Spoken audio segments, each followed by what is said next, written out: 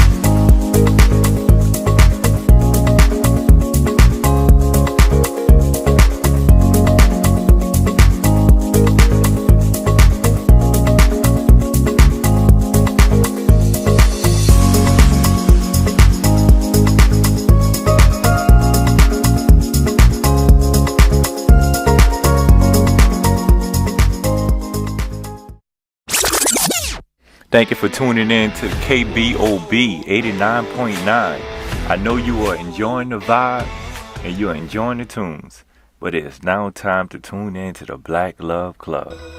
You could tune in to live, drink a vibe, and dial into the station, join the conversation. Hey yo, say the Black Love Club is on the radio. You could tune into the live, drink this vibe, and dial into the station. Hey yo, yeah, the Black Love Club, we on the radio. Are we live?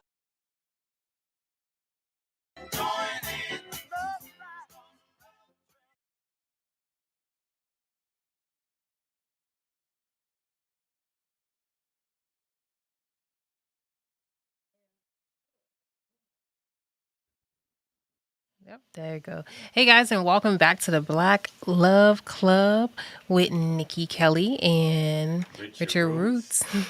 He's over And we there. have a new addition to the show. Yes, Aga Prime. Welcome back, Aga Prime. Yes. Aga Prime in the house. We got to be back. Welcome back, everybody. Thank you guys for tuning in. We are live now. Thank you guys for tuning in. Make sure you share the live. Let other people know what's going on. I'm really excited about today's show. It's going to be really, really awesome. Again, I'm Nikki Talks, and we got Richard Roos and Edgar Prime here. You guys, today we're going to be talking about all things Black love and relationships. It's going to be really, really good. And really, this Grown Folks Conversation series that we're in. We told you we were going to be starting. So this is going to be a really nice series just to get in talking about just some grown folks things that we need to discuss as a people, right? So we also have amazing guests today on the show, and I'm really excited about this show. We were having a conversation earlier this week, all of us together, and we was like, you know what? This probably needs to be live, right? Because a lot of times when you be having conversations with your friends and you be talking, you be like, dang, like I wish I was like recording because other people need to hear this stuff, right? And it was like really, really good, and really encouraging. So, and also we have a new segment today. Today and from now on, but it's starting today with Edgar Prime. It's going to be prime time with Edgar Prime. Isn't that cute? My husband came up with that, right? So it's going to be really, really awesome. I'm so excited about that. We are going to be, he's going to be discussing some different things that are, kind of like hot topics in the community. So I'm really excited about that. And that's going to be cool.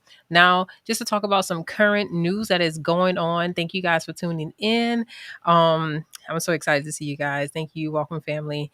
The news that has been going up. This is like an update on what has happened with the Omega Psi Phi with Caleb Wilson, So we talked about it last week and how devastating it was. And, it really hit home for me because he is also a Warren Easton High School alumni, and I am as well. And he's from New Orleans, and, that's like really big. The band, the band family out there. So with his death and different things like that. So just an update on that. 3 arrests have been made so far, which is really good. I'm really excited that they are, like really sticking to it, and they're really, getting things done, because obviously this was a tragic death and we don't need to have any more deaths when it comes to, something that's supposed to be a brotherhood, or a sisterhood and different things like that. Right. So another cool thing I seen, because I love Wendy Williams, y'all. I really do. Wendy, I used to like watch her show, and I love Wendy Williams. But if you don't know what's been going on with Wendy Williams, she had like a temporary dementia from death that can come if you drink a lot, right? So I forgot, I think it's called temporal frontal lobe dementia or something like that. And she was going through that for a while, but now she is better because it's temporary. Thank God it's temporary. And she's back normal, but she had someone who's taken over, like ownership over her, basically saying that, lying, hey Mickey Minnie, how you doing, saying that she was out of it, she can't think for herself, she can't do anything for herself. Well, she slipped a note out of the window at the facility that she was being held as a prisoner in, and it got to a police officer, and it was like, help Wendy. And they came, they got her, they took her to a hospital, they did an evaluation, and now she is free. So I pray that that continues to happen and help her, because I really love Wendy Williams. I really think she's a really good person. Yeah, she had a talk show where she, like, gossip or whatever, but at the same time, I feel like she also, like, listening to her story and her journey, I was like, she actually was like doing some good out there too. So just, everybody can turn a leaf if they want to, right? Another cool thing, I wanted to say this because I thought it was funny, and I want to see if everybody else think it's funny, right? All right, so Tiana Taylor, right? Tiana Taylor, because it's Black love. We want to talk about some Black love, right? She is dating now Aaron Pierre. Aaron Pierre is Mufasa. Now, this is the funny thing. So I want to see if you guys think it's funny. So I was like, she left Scar to be with Mufasa because her ex-husband looks like Scar. Oh, I'm gonna have to show you a picture. Please go look it up. Okay. Look it up. Her ex-husband looks like Scar. If you look at it, like, it's like she left. And if you've seen the new movie, and you know how he really liked it, Nala, and yeah. All right. Yeah, but it's funny because Aaron Pierre looks more like Scar. No, he don't. He's Mufasa. He does. Like, Edgar Prime is a great. He looks more like Scar. I guess. No, like, okay, so she has a type. I'm thinking. She has a type then. So no, her husband, her ex-husband, he looks like Scar from the Lion King, like the animated version. I don't know. All right. Y'all, what's up, you guys? Thank y'all for tuning in. Yes. So again, like I said, we got amazing guests on the show today, you guys. We got an amazing segment coming up. Somebody say yes, he does. Thank you, Herbalist Table. Yeah, he's agreeing. I think he's agreeing with me and Edgar Prime. No, I think he's agreeing over here. I'm joking. I got to see him. He probably looks like, He really do. Yeah, he's a basketball player. I can't think of his name. But anywho, I'm really excited about today's show, you guys. Thank you guys for tuning in. Share it. Let somebody know you're in the building. And welcome again, family. So I had a special request to give a Oh. a happy birthday from a loved one of Shelly Hall, aka Mickey Minnie. Happy birthday, Mickey Minnie. Oh, I wish. Ooh, y'all. I wish She I is had. turning 35. I'm not sure if she wanted everybody on the radio and on social media to know, but congratulations. I wish I had the. I'm gonna have to get that for birthdays, like the New Orleans bounce version of Happy Birthday. Yeah, we're just gonna have to play that, right? So he Herbalist Table just said he looks more like Scar. Wait, who looks more like Scar? Yeah, You know it's what? Mufasa. Let's keep going. But anywho, I was just excited for some black love because they're a beautiful couple. They look really good together. Tiana Taylor is very beautiful. She has like this amazing like cheekbone structure and stuff like that about her. I've been following Tiana Taylor since she appeared on My Super Sweet 16, so I've been a fan of hers.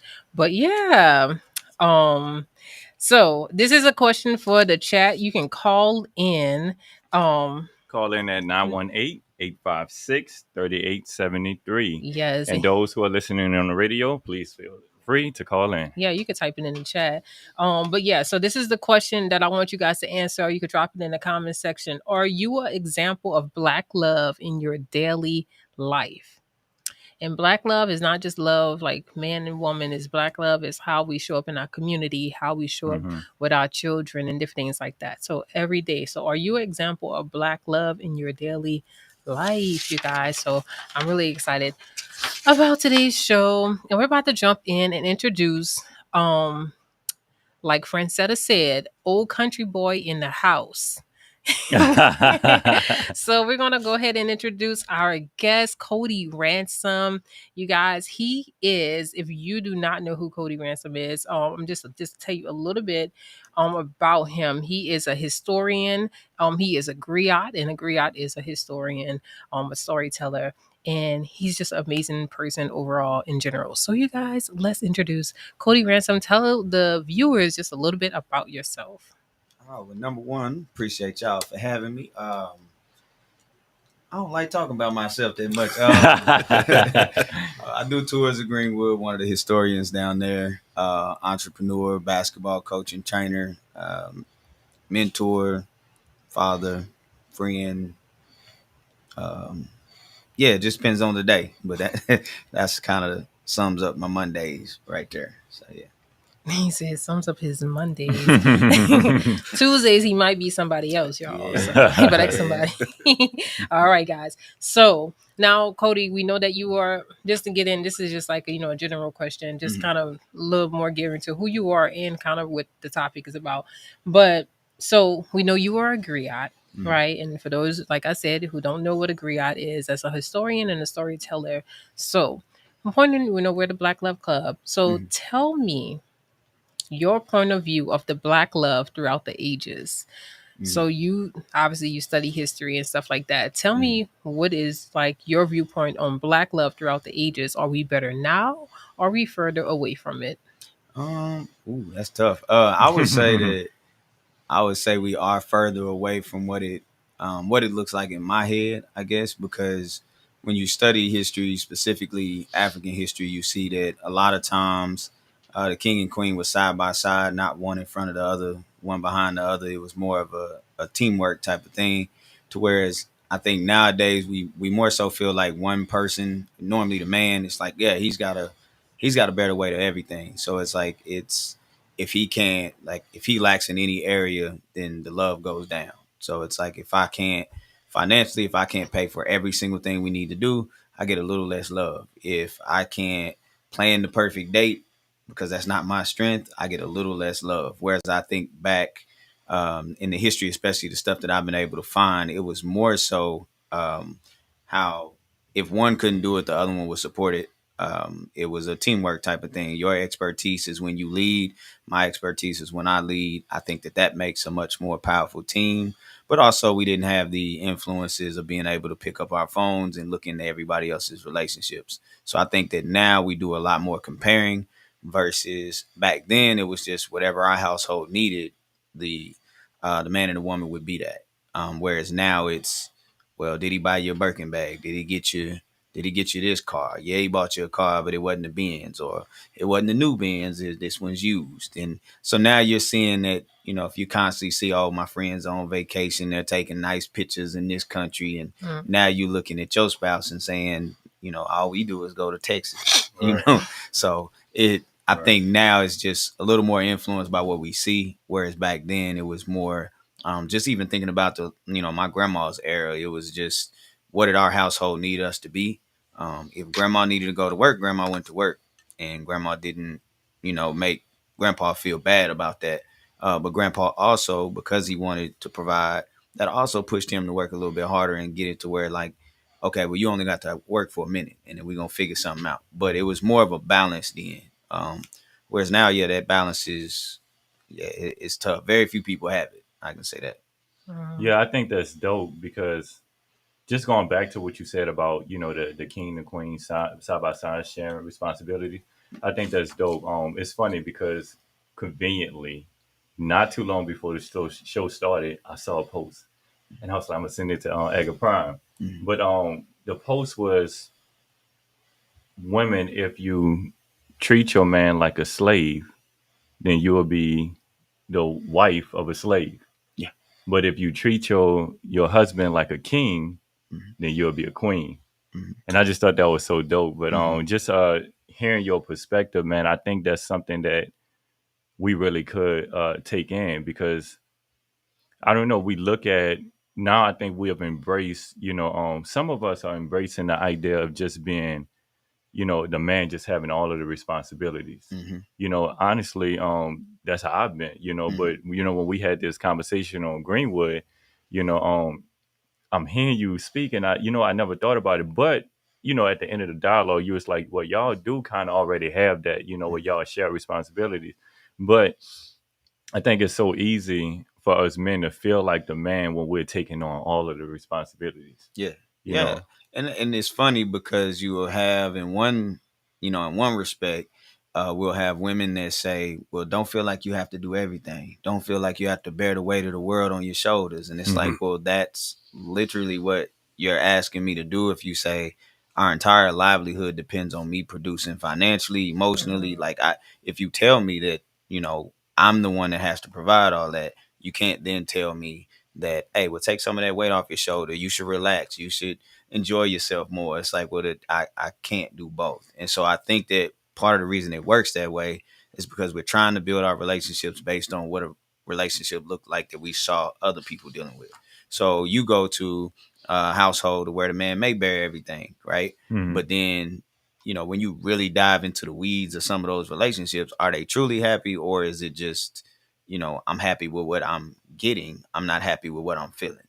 And so it's the same as when you go to work. It's some people that, you make a lot of money, but you work 80-hour weeks. And so then the kids may have everything they ever wanted, but they're just sitting there saying, well, yeah, I just wish dad was able to come to the basketball or football game. I wish dad could actually come to the PTA meetings. So to me, I've always believed that 100% of anything will corrupt everything. You cannot do 100% of everything. That creates resentment. So even, being a father, you with your kids in the house, it's my daughter, she's 16, too expensive.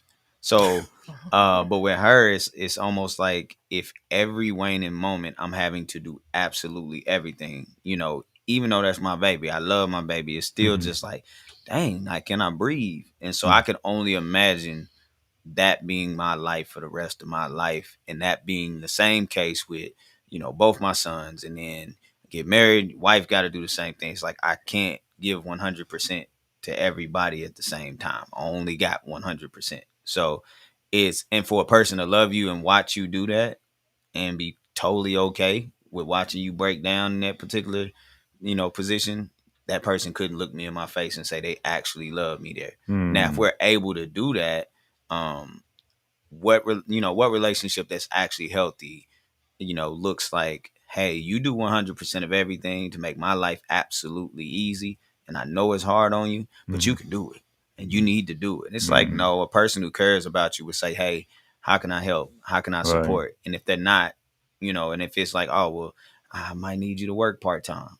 Mhm. And if that person look at you and say part-time, no, because I'm supposed to not work. It's like, well, then you don't really care that this weight is going to wear on me, Right. And so, especially with the way our economy goes and the way the country going right now, to look at a person and say like, hey, it's your responsibility to do everything. It's like, yeah, that's tough. That's tough for a person to do.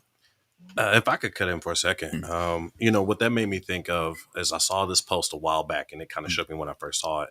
And it was a lady, and she was asking, "Are you easily pleased, or are you just comfortable with being neglected?" Mm. Mm. Yeah. And so I think part of that burden that men carry is that we have this laundry list of things we're supposed to provide to our partners, to our family, to our children, to our community. But there's not a whole lot of discussion on what we are supposed to get back, what that actually means. What is, how do we actually fit into the mix of that? We're just basically taking on all the responsibilities. And so you brought up a good point where you said, you may have to work, but I think as men, we have to get to a place where we start looking for genuine desire again, looking for somebody who just wants to be there, not someone we got to coax in, not someone we got to woo and trick or whatever we're going to do to get them here. Find somebody who want to be there, because if you with the right woman and she wants to be there and she believes in what you're doing, you're not going to have to tell her you're going to have to work part-time. She going to see how you look when you come home. She going to know the bill situation. She's going to know what you're trying to do. And she's going to say, okay, hey, I can go do this, this, and that. That's what we need to be looking for, because I think part of the problem is that as men, we're almost expected to emasculate ourselves to ask for help. But we don't have to do that.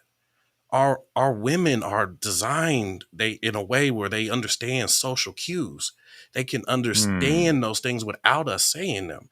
So they can massage that point and say, hey, I know you need help, but I also understand why you're not asking for it. So instead of you asking me for it and me waiting, I'm going to just say, okay, here, let me do this. Let me try this. That's how we get further ahead. Yeah, I agree. And will we all agree that the human species is just a more advanced style of animal, right? We're all animals. Facts. Right? So if we're all animals, I would challenge anyone who ever watched Animal Planet, National Geographic, any of that, right? Or with YouTube. Find an animal in the animal kingdom where the male does 100% of everything. There is not one. So it's always a balance. It's just, as humans, we think because we can talk and we can drive cars and make cell phones, that we're not animals. Animals have rules, and that's why they last as long as they do. You'll have people who say, well, the male lion is lazy. Well, the male lion understands that if I go hunt and I sprain my foot, I break my leg, then if another male lion comes into our territory, I can't protect home. My job is to protect home. And so that's what he does. Once he sees that, wait, we haven't been able to eat in a few days, there's an elephant over there, I'll help him take it down. I'm willing to risk that now because I see that, okay, we haven't been able to catch anything lately. Let me go lend a hand. Same thing that you're saying. So it's for us to think that humans can't do that. It's crazy, and so it's the pressures of like me being a dad specifically to a young black girl. I always tell my daughter, like, especially her being in high school, I can't expect your boyfriend to do any of the things I do. Number one, he got to go to school. He's not making, the amount of money that your dad may make. And so if that's the standard that you have, is like, well, my dad takes me here anytime I want to go. My dad will send me money anytime I want it. That's not what he's able to do at this stage in his life. And if that's what you're expecting him to do, every man you meet pretty much is going to fall short. And the ones who can do that, they feel like they have a level of power over you because they know where else you going to find this. So you're restricted because this is what you wanted so bad. So where you going to go? Because if you leave me, the next dude, he got a 4 for 4 from Wendy's for you. Over here, we eating prime rib. So what you doing? And so once they see that, it's more like, it's, do you really want that? When we look at relationships, it should literally be catered to whatever you two agree on. There is no one hey, this is the way a relationship's supposed to work. It's like, we don't know these people's situations. So we can look at Jay-Z and Beyonce. We can look at all these different black couples and say, I'm going to model my relationship after them. Well, do we have their jobs? Do we think like them? Do we have the resources and access that they have? Because if we don't, then we have to adjust to what we have. And if you're not willing to do that, I mean, that's why we get 5-6 relationships a month. Mhm. Hey, that's good. I think that's really why, you know, a lot of our relationships are failing because of these unreal expectations. Yeah. You know, but you mentioned something earlier, like, you know, I didn't want to move over that so quick, but like you talked about like a king and a queen. And it's funny because when you said that, I'm like thinking like we're really living in a generation where we call everybody kings and queens. Mm. You know, women get married, they say, this is my king, and men call their wife their queen. But we never took the time to study how a king and queen actually function. Mhm. You know, just like you gave that analogy about the lion. We only know, I mean, in America, we only know about lions what we see through media. You know, in the same way, you know, social media is just like destroying everything because we think that it's funny because Edgar Brown was just talking about this earlier. But social media destroys like what we think a relationship's supposed to look like instead of us actually just doing the research and moving from there. But I mean, you guys are just dropping gems. Yeah, I was just about to say because you know I be in a TikTok community, and you know the girls are talking about the soft life. So even y'all saying what you guys are saying, which is all good things, but today's generation, the women want the soft life. They saying, you know, your man, if your man is basic, if your man can't like basically get you from the workforce and give you this life, then you know there's something wrong. Because it's like if he want to, he would have.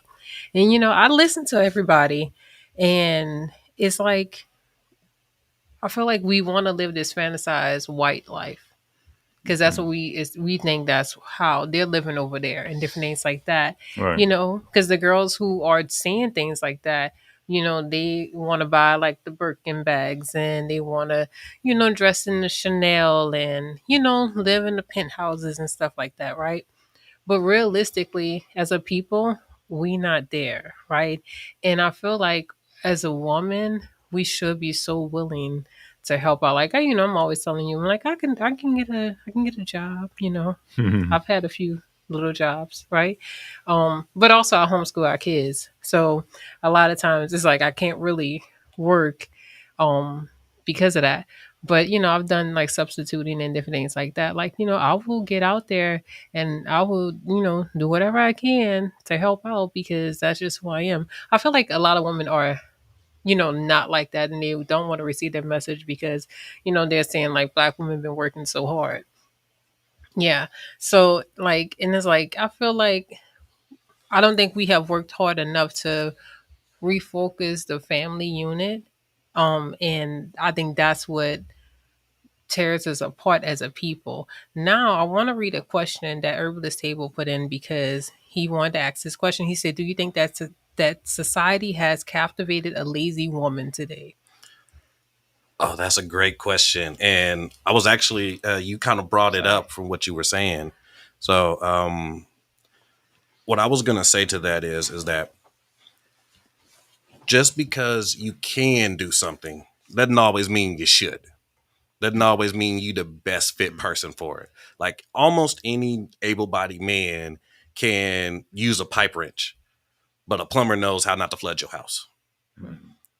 Just because you can doesn't mean you should. And so and to the point of lazy women, I believe women were lied to about the working environment, the male working environment. And that's why they have so much issue with how it operates, because from a biological level, we're different. They don't get the same chemical benefits from the process that men do. So not only is it something out of character for them because they now have to compete, they have to be disagreeable, they have to hyper focus, they have to outwork, but they don't get the chemical benefits for achieving the things. So not only is it doubly hard because they don't get the benefits from it, they burn out faster because they don't have the physical capacity to follow through with it as well. Mm. So what my mother told me, she was like, when you're talking to a woman, always read between the lines, because the truth that she's going to tell you is hidden within the words that she said. So when I hear that a woman, wants you to pay all the bills, what she's really trying to say, they might get me for this one, is I don't want the responsibility. It's not that she don't want to work, because she's already working. What she doesn't want is to be responsible for if this ship goes down. She wants to be able to work, and what she produces, what she's required for, isn't what's going to keep this afloat. That's not a bad thing.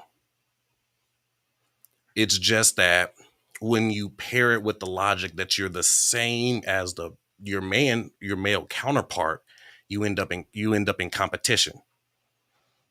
You end up basically trying to say, well, one of us is doing this over the other one.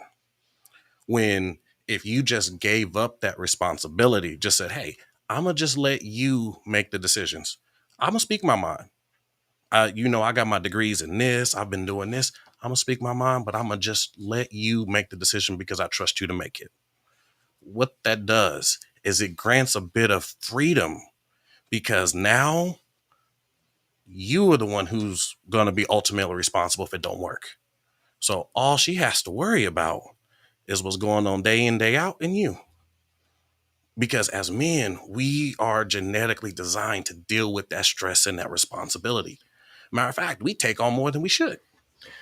Yeah, I feel you. I think like if we were to do a poll and we ask men, would you rather stay home or work? Would you rather stay home or work? To the women as well, then I think the more women would say, yeah, I'd rather stay home, and work the house, versus men saying, I want to stay home and work. Because I think we do feel like, and I don't know if it's because of like some mantras that we've had growing up, but I would confidently say that most men would feel more comfortable going out and work and enjoying that feeling of, I did this, I built this house, I pay for this, I did this. I think more men will actually enjoy that feeling of doing that versus saying, I'm gonna stay home and let my wife work and take care of the responsibility of the home. Yeah. So again, history. Let's go back to our own history, right? Mm-hmm. When you were in early elementary school and the teacher asked everybody to write down what you wanted to be when you grew up, I'm willing to bet that less than 10% of people wrote, I just want to stay at the house. So that's right. Part of the reason people don't want to work is they're not in the career field they want. The women who say, I just want to stay home, I don't want to go to work, it's because you're not doing what you wanted to do for a living. If you were being paid to do what you wanted to do for a living, you would gladly go work. It's you don't want to work a job you don't like, and we don't either. But the difference is society tells us whether we like that job or not. You can never say, oh, well, yeah, I hate what I do, so I just don't want to go to work. No, it's so. For instance, my daughter said, Dad, I want to work in the medical field. So when my daughter's an adult, I can look at her life and say, okay, well, she wanted to be in the medical field, but right now she's working at Walmart. So if she's working at Walmart, that's not what she wanted to do for a living. So her saying, I don't want to work no more, is because she don't like the career path that she's in. That's right. Have you heard, let's say, okay, let's just use celebrities. Have you heard Beyonce say she don't want to work no more? Have you heard Rihanna say she don't want to work no more? She working. She might not do music, but she'll do something else because they're doing what they love to do. So part of that is I didn't make it in the career I wanted, did not come to play. So I don't want to work anymore. I give up. And it's like, well, neither did mine, but I pivoted and I made sure I had something else to do to take care of us. Mm-hmm. So it's not really a matter of who wants to go to work. Like if we could all do what we love to do and be paid for it to be able to take care of our homes, we would do it. There would not be an argument of that, because the women who love their job, if you turned to them and said, quit your job, stay at the house, who are you talking to? Man, Right. I done worked too hard to get this degree and do all of this. And if that's the case, if women really wanted to stay home, why are black women the most degreed people in the US? What's the purpose in going to school and getting all of these degrees if you just wanted to stay home? You don't need a doctorate to stay at the house. So because you pursued that, you had a vision in mind. So would it be right for a man to come into your life and say, look, I know what vision you have for your life, but I need you to stay at the house. I need you to just sit down and not do nothing. You're not going to do that. Most people wouldn't. Now, if life is not going the way you wanted it to go, i.e. your friends are going to France and you can't afford it, then if you get with a man and he can afford to send you to France, but he need to work a little bit of overtime, guess who nudging and asking, could you, baby, can I go to France? And so it's, to me, because we look at other people's lives, we keep thinking, oh, women have gotten lazy. No, it's just people, when you don't get what you want, some people shut down. If your kid want a chocolate bar, but you hand them gummy worms, they might not take them gummy worms, and they gonna act like they don't want nothing because they didn't get what they wanted. And so I don't want nothing, I'm not hungry no more. Now offer them that chocolate now. See if they take it. And I bet you they will, because that's what they wanted originally. So it really just boils down to, when life does not go the way we want it to go, men are told that regardless, you got to pivot. Right. Young girls are not taught really to pivot. This is the way your life is supposed to go. And so when it doesn't go that way, you're stuck. And so for us, that pivot could be, I thought I would have one job, but I got to go pick up 3. Because if it's time to court, I got to pay if I'm courting them. Once we get together, I got to maintain that same thing. And then every year I got to ump the ante. I can't change, And so then that becomes, my money is our money. Your money is your money. And that's what we think love look like, because that's what TV shows. But again, we don't really have a full glimpse into these lives that we think we're modeling ours after. So let me ask you this: who you think bears like the heavier burden to be the provider? And I'm gonna add some asking. I'm asking based off of Barbara's comment. She said, "I'm having trouble scrolling up." Okay, not all men can can stay home with kids, and the woman goes to work in other way. So when she said that, that made me think about the fact that women are natural nurturers. Women are more, and I would go as far as saying women are more fit to raise little kids. Now, I'm not saying on their own, because I know y'all gonna hit me with some statistics. I'm not saying on their own. I'm not trying to split up the home. But what I'm saying is, even like when you go into the school system and you start looking at teachers, most teachers are women. Now, when you're talking about professors, that changes everything. You know why though? Why is that? So history will actually tell you that was actually one of the first jobs women were allowed to have, because it was a glorified babysitter. And so while men were in the workforce, women needed something to do. You educate the kids. So it's not necessarily that men couldn't do it. And the reason I say men could, it also depends on what type of kids you got. But imagine this argument. The black man needs to be in the house. The kids need to see the black man. They need to see their dad. They need to grow up around their dad. Well, how you going to do that if daddy work 80 hours a week? So he need to be there too. So with my kids, when they were younger, I worked overnights, and I did music at night and stuff like that. So the entire day they were with me. By the time their mama got home, it's time to eat dinner, take a bath, go to bed. So they turned out just fine. So it's not that, she was more capable. She's more capable with certain things with the kids, but there's also points where they need my voice and hers isn't going to register. So it just depends on the kids you have. It depends on what your household needs. So for a family to say, we want this to be successful, but it can only be successful if it looks this way.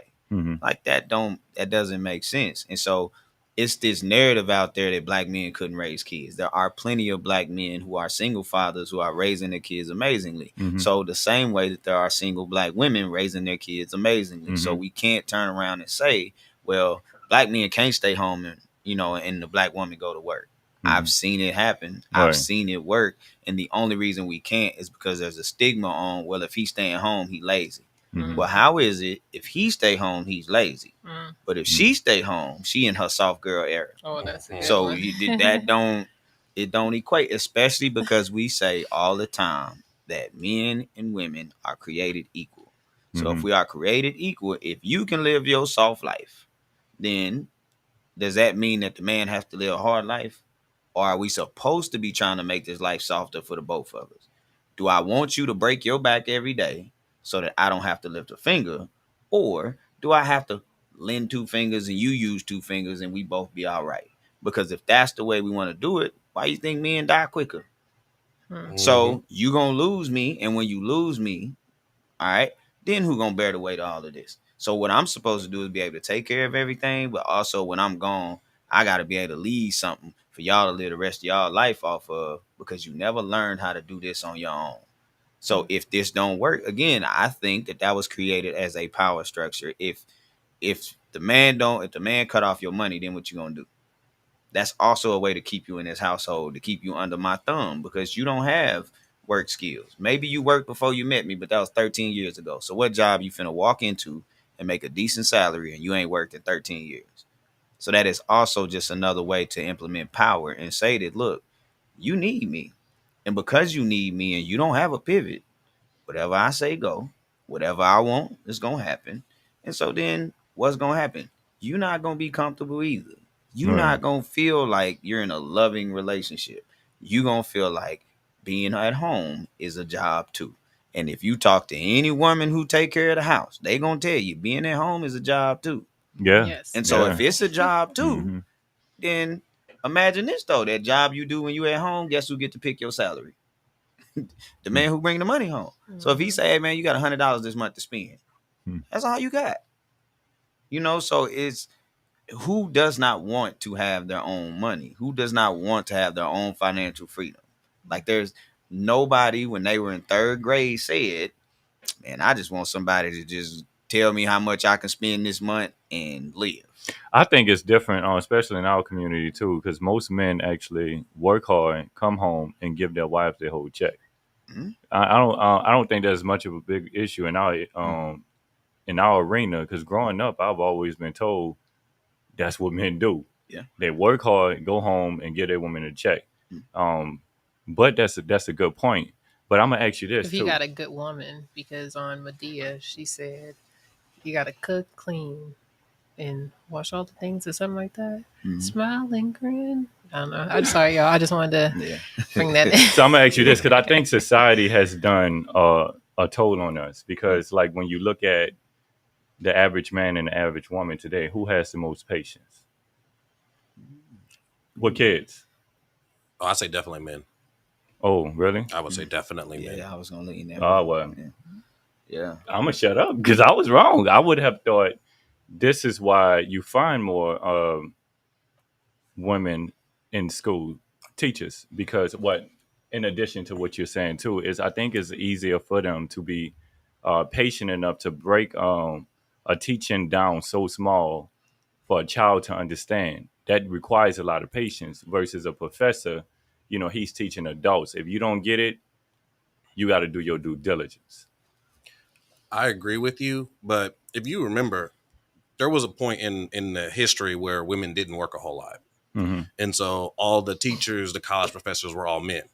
Right. And that part of history is not talked about as much. But the simple thing is that the men teachers handle bigger classes, more students. They graduated at a higher rate. They were all more fit. They paid attention better. They performed better. Right. Honestly, a lot of the issues we have with traditional schooling started as we started bringing women into the situation. And that comes to a larger question that most, I don't want to whitewash people, but teaching in most cases comes from a logical reasoning base. Like you have to have almost a formulaic way of breaking down what you're talking about.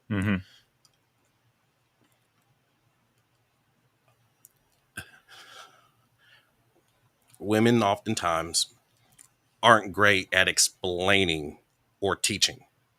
They can tell you or describe it, but it's almost through their perspective of what that is.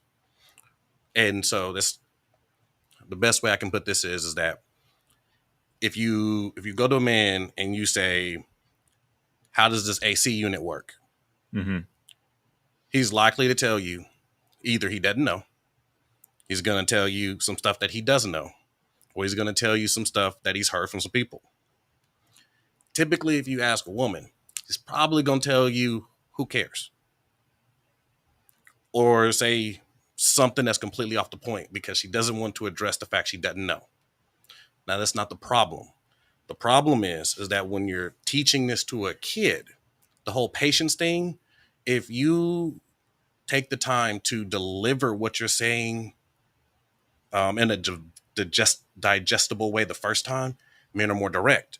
So when you deliver things in a direct fashion, it's easier to digest from a child. Mm-hmm. We also have frame as men. So children tend to be more submissive to us in general. You know, we were typically the biggest, strongest thing in the room. So children in general tend to be a bit more submissive to us. These all play in.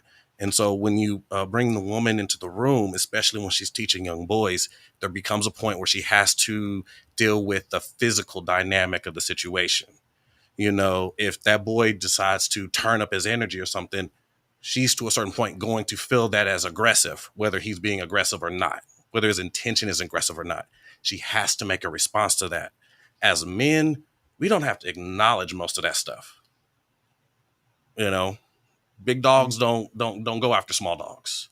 But if you a small dog and another small dog bark at you, or a dog almost as big as you bark at you, hey, Chihuahuas are the most dangerous dogs on the planet. But that husky, man, that husky will let them kids do whatever they want to it. But so to me, like, that's also part and parcel of that problem. It's just the differences in how we communicate. I think men are better at it because we have the patience and we don't fluctuate as much. Yeah. Which okay. So again, I like proposing questions to think about. I'm all for it. would you say that there are men that are really good at teaching, and there are some women that are really good at teaching? Will we agree with that? Yes. Right. So why do we try to say, well, women do this, men do this? There are certain people that are good at it from both genders. So trying to say that, well, it's the woman's job to teach, or it's the man's job to do this. It's like, even when you come and talk about even protection, like, some people's fight or flight reflexes are different. Not all men have the reflex to fight. Right. Some have flight. Not all women have the reflex to flee. Like, some will stand up. So that's why I say, if you're looking at a relationship, specifically Black relationships, it's what personalities do we have? There are times where I'm gonna step up and say, nah, this is in my wheelhouse. This is what I think we should do. There are other times where I'm like, I'm completely uneducated on this. I don't understand it. Oh, well, you do? Well, then you're supposed to be leading that. So it's when you start getting into these boxes that because you are this, you have to do this. It's like, no, like, now Black women are making a lot more money than Black men. Right. And so to me, in my brain, it was always funny how the moment the money situation flipped, it was, oh yeah, they lazy. They ain't doing nothing. It's like they're trying, some of them. And it's because I've dated women who made more money than me. There was no amount of money she made that was gonna make me feel like less than a man. I know I can take care of myself.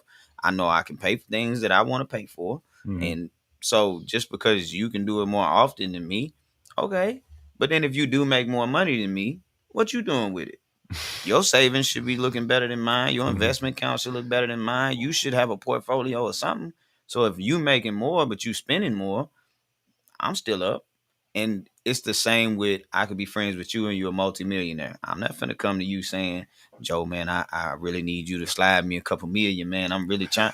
No, I'm going to go out there. I'm going to ask you questions. How'd you do that? Right. How'd you figure that out? And so if we're not doing that in a relationship, that's where we having a problem at. Because again, if you see that my 150K a year ain't really giving us the lifestyle that we want. And you say, well, you need to figure out how to make 300K. Well, why you ain't figured out how to make 50? Because if I'm already doing 150 and you see how hard it is for me to even do that, you know what the grind is like. Then, like you said earlier, Prime, if you're not stepping in with a solution other than, hey, you need to work harder, then you're not somebody you're not a partner, you a head coach. And so I'm gonna jump into free agency and find me something else. Because obviously this team is moving in a different direction than I want to go in, which is okay. So I've been in relationships where I had to take care of the woman. I've been in relationships where she could take care of herself, and it was a little more balanced. Neither of them work because I ain't married. So that tell me that it just depends. Like, it's not a one size fits all. This is the way Black people gotta have relationships. Like, even, teaching Greenwood history, you got Lula Williams and John Williams, two of the wealthiest people in the district. Lula Williams had her own businesses. So even back in the early 1900s, it wasn't sit at home, watch the kids just be here. The Dreamland Theater would not have happened if Lula Williams didn't say, I want a theater. I'm going to build it. And so she built it as one of the most popular businesses from the Greenwood District. Anybody who touched the history finds hers. They often hear about her before they hear about her husband's businesses. Now imagine if he would have said, sit at home and do nothing. So that ambition she had to start a theater, he understood, like, that helps us both. So why am I limiting her to a babysitter? Like, no, like, if you are capable, you should be doing. And so it may not be as often as I do it.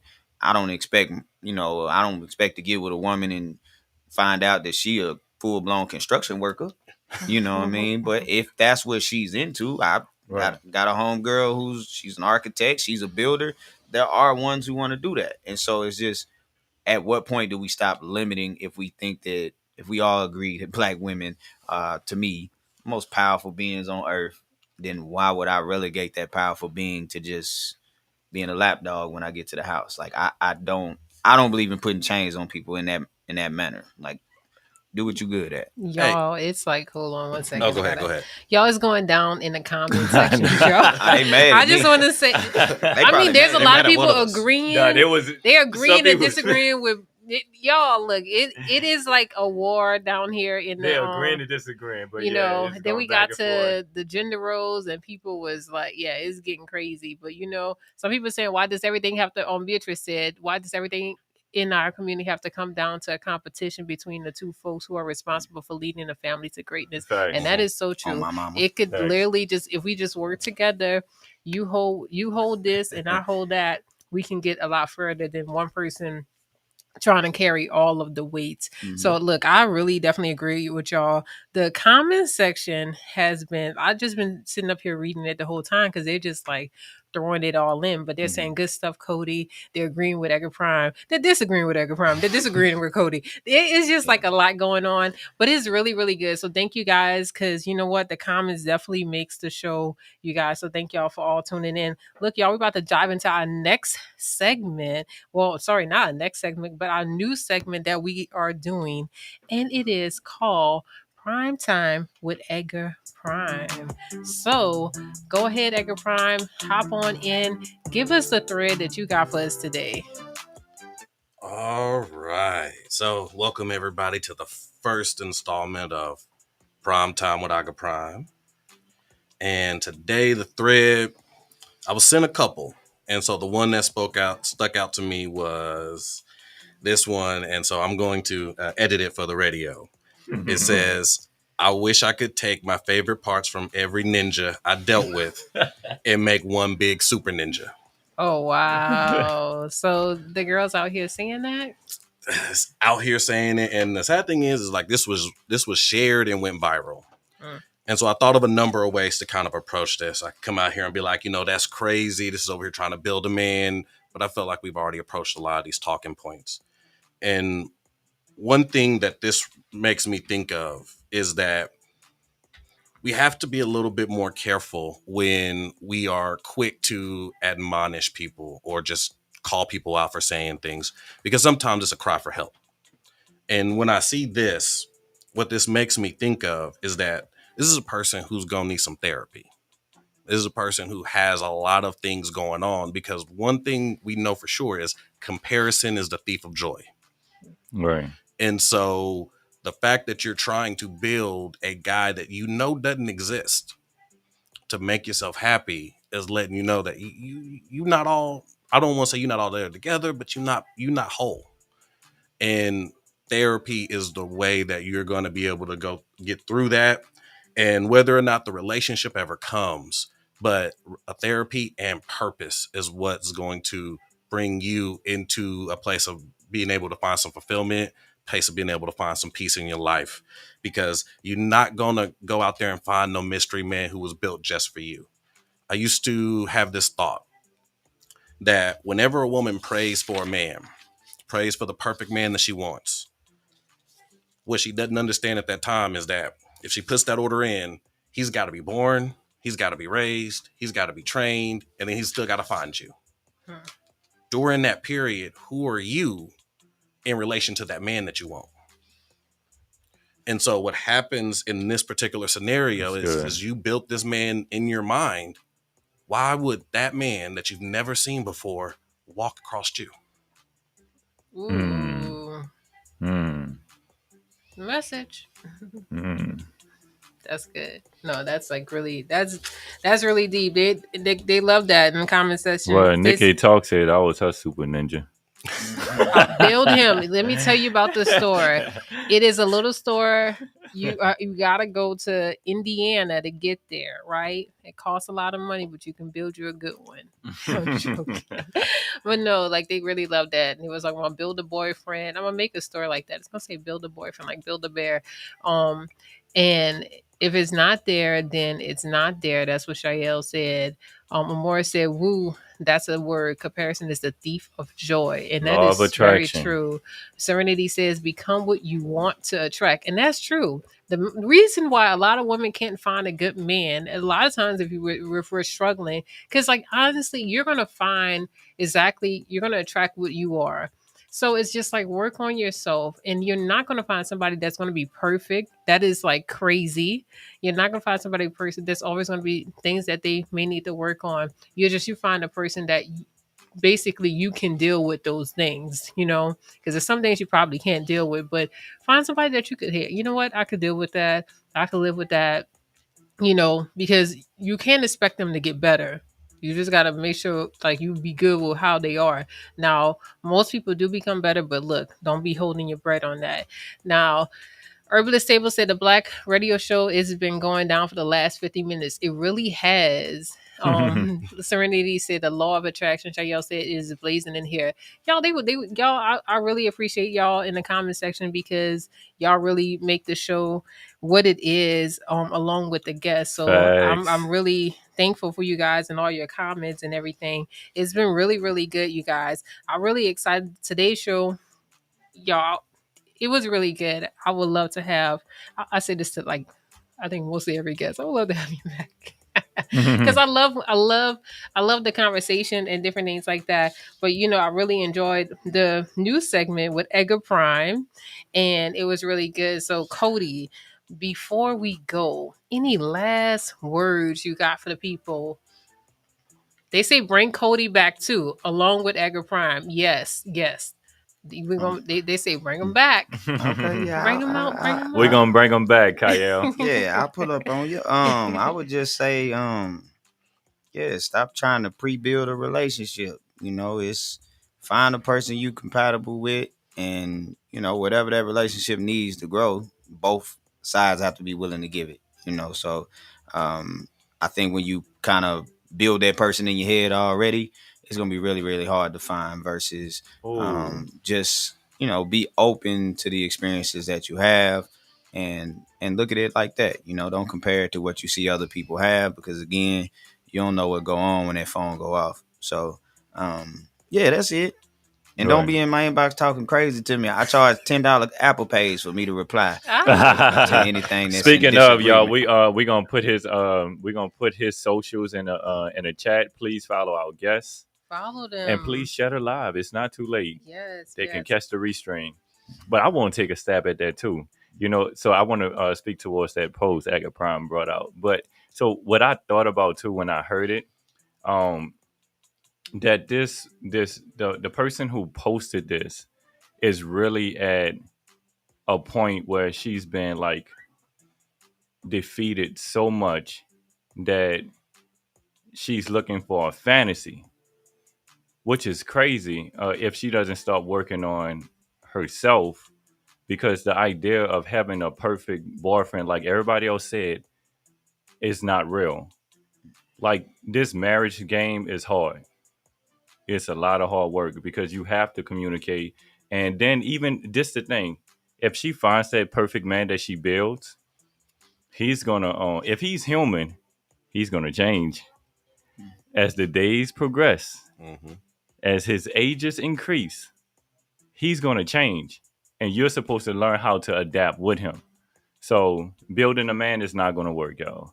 So y'all can go to Nikki Talk's shop. Yeah. But just know, look, if you find a man that you build, just know he gonna grow. He gonna grow. He gonna grow old with you. Yeah, but no. So Serenity says she's at war with herself. She isn't whole enough to attract a whole man. Oops, a whole message. Come You on. hear that? So yeah, I dropped the links in the chat. Follow Kode, Ransom, and Edgar Prime. Follow them. Everything is in the chat. Go ahead and give it a listen. Look, you guys, I really enjoyed this conversation. They want you back, Kode. Kode is a free agent, you guys. His number is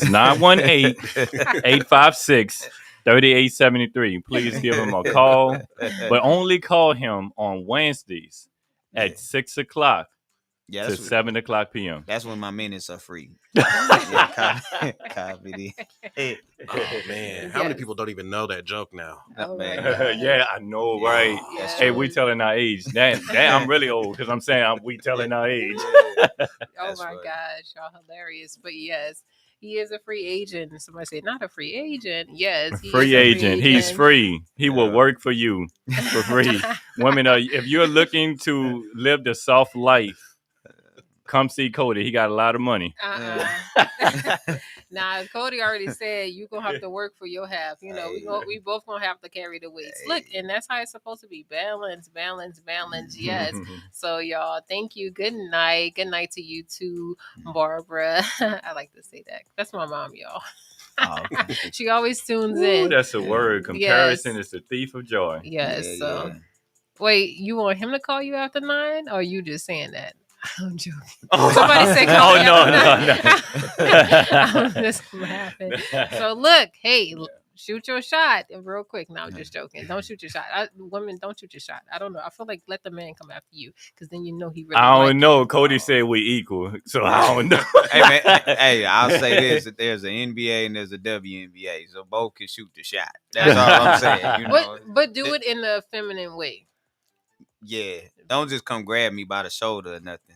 Be like, I'm look, a- you. No, Talking what is Rafisha? What is it? Right, Respucia. Yeah, Rasputia, don't hit me with yeah, the. no, How no, you that. doing? Nah, I'm cool. I'm straight. All right, guys. Well, until next time, we see you guys next Wednesday, where we're going to continue the Grown Folks Conversation series. And the Edgar Prime, he's going to be back too next week.